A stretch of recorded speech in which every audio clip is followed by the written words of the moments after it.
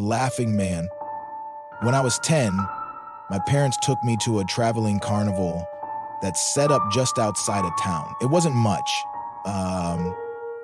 Rusty rides, greasy food stands, and a handful of performers. But to a kid, it was magical. The one thing I remember most vividly was the clown.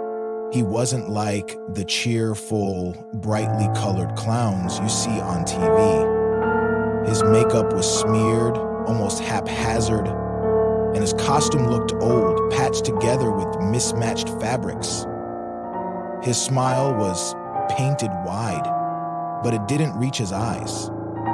They were dark and sunken, like he hadn't slept in years. He called himself a laughing man. He didn't perform with the other clowns. Instead, he wandered the carnival, weaving through the crowds. Sometimes he'd stop and do small tricks, a balloon animal here, a card trick there, but mostly, he just watched people. When he noticed me staring, he tilted his head and grinned. "Do you like to laugh?" he asked. Nodded hesitantly. "Good," he said, his voice low and gravelly. "I'll make you laugh forever." I didn't know what he meant, but something about the way he said it made my skin crawl. That night, around midnight, I heard it. A soft, distant chuckle. I sat up in bed, heart racing. The sound came again, louder this time, like someone was laughing just outside my window. I told myself it was my imagination, but then I heard it again. A deep, guttural laugh, dragging out each syllable like it was savoring the sound. But it sounded like the faintest murmur. Crept to the window and peeked through the curtains. He was standing in the yard, the laughing man. He wasn't moving, just staring up at my window. His painted smile seemed wider now, his head tilted at an unnatural angle. I ran to my parents' room, but when they came to look, he was gone. They told me it was a bad dream and sent me back to bed, but I knew it wasn't a dream. The next day, I begged my parents not to take me back to the carnival. They laughed it off, saying I was being silly. That evening, they dropped me off with my older cousin.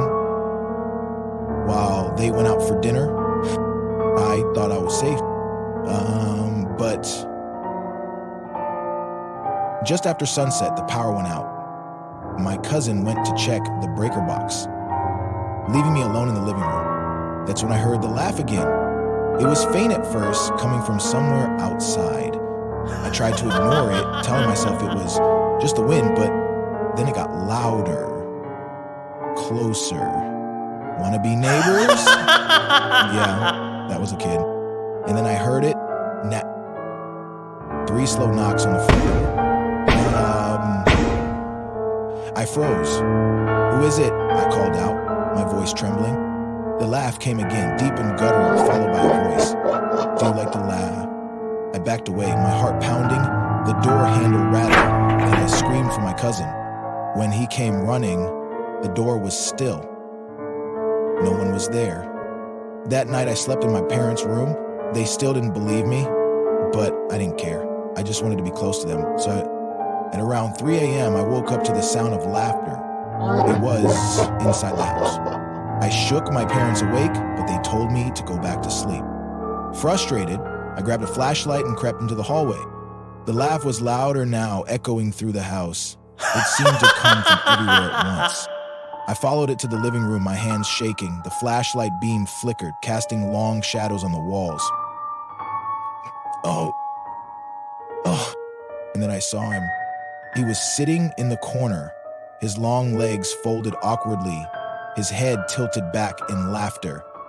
His painted face was smeared, the smile stretching impossibly wide. "You like to laugh?" he asked again, his voice distorted, almost inhuman.